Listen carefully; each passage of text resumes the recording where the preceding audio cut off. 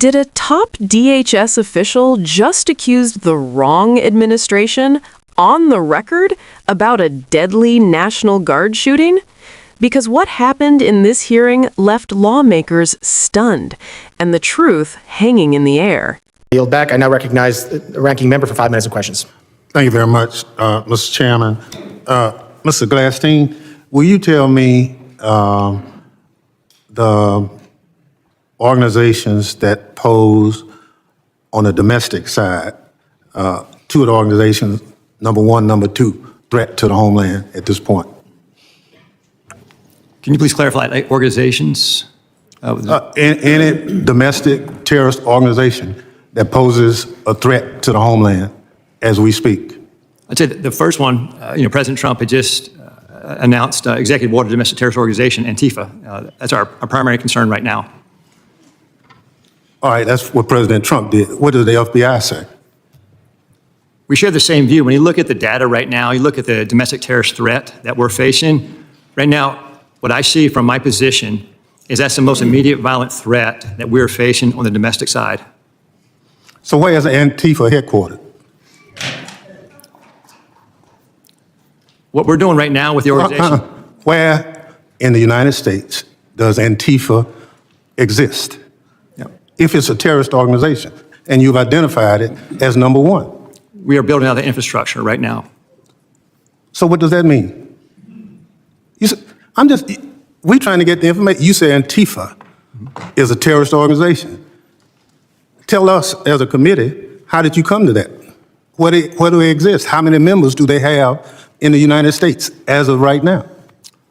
Well, that's very fluid. It's ongoing for us to understand that. The same, no different than Al Qaeda and ISIS. No, I don't want you. I'm asking one question, sir.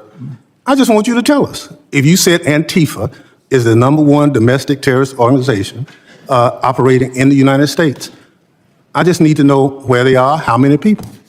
I don't want a name. I don't want anything like that. Just how many people have you identified with the FBI that Antifa is made of? Well, the investigations are active. So you wouldn't come to this committee and say something you can't prove, I know. I know you wouldn't do that. But you did. Madam Secretary, you and the gentleman from NCTC reference the unfortunate accident that occurred with the National Guardsman being killed. You think that was an unfortunate accident? I mean, it was a terrorist attack. Wait. Look, I'll get it straight. Then you can He shot our National Guardsman in the head. Look, Mr. Chairman, will you direct the witness to allow me to ask my question? It was an unfortunate situation, but you blamed it solely on Joe Biden.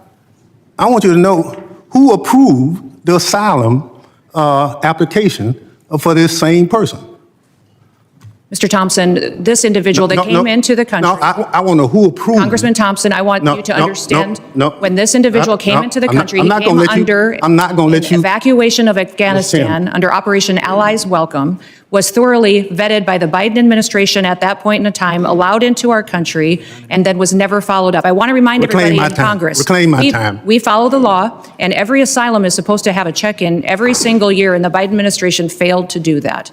They vetted this individual, allowed them into our country, and did not do due diligence. The witness will allow the gentleman to ask his question. Yes or no? Who approved the asylum claim? The application on the asylum was thoroughly filled out by information that was gathered by the Biden administration. So the Biden administration approved the asylum. The asylum application was put into place under the rules established by the Biden administration. Reclaiming my time. I don't want to file perjury charges against you, but I'm of the opinion that the Trump administration, DHS, your DHS, approved the asylum application. The asylum application moved forward under all of the information and vetting processes that were put in place under the Biden administration, which is when vetting happened. And that's what President Trump has changed. Under President Trump's administration. Reclaim my time again. When it's obvious you don't want to answer the question. Mr. Kent, do you want a shot at it? The individual was vetted to serve as a soldier in Afghanistan, and that vetting standard was used by the Biden administration as a ruse to bring him here. Had we followed the standard operating procedures for special immigrant visas, that individual and none of the Allies Welcome people would have come to America. That's on Joe Biden. Gentleman's time has expired. That was the answer. Point of order, Mr. Chairman. That was a murder that took place in D.C. It was not an unfortunate incident. And those comments are effing disrespectful. Who is it? I expect better from the It's not a valid point of order. I now recognize the gentleman from Texas, the former chairman, Mr. McCall, for 5 minutes. This hearing didn't just get tense, it collapsed into chaos. Bennie Thompson came armed with one simple demand: proof. If Antifa is the #1 domestic terror threat, where are they? How many members? Where are they based? And that's where everything unraveled. Instead of answers, the committee taught deflection, vague talking points, and comparisons to ISIS without evidence. Thompson wasn't letting it slide, and when the discussion shifted to the National Guard shooting, the temperature skyrocketed. Kristi Noem labeled the killing an unfortunate incident. Thompson fired back immediately, calling it what it was: a murder. Then came the most explosive moment of all, a public dispute over who approved the asylum status of the suspect. Noem repeatedly blamed the Biden administration. Thompson flatly accused Trump's DHS of approving it, even suggesting possible perjury. The exchange exposed not just political blame shifting, but a deeper issue. No one wanted to own the truth. This wasn't oversight theater. This was accountability colliding head-on with evasiveness, and the record will remember who answered and who didn't.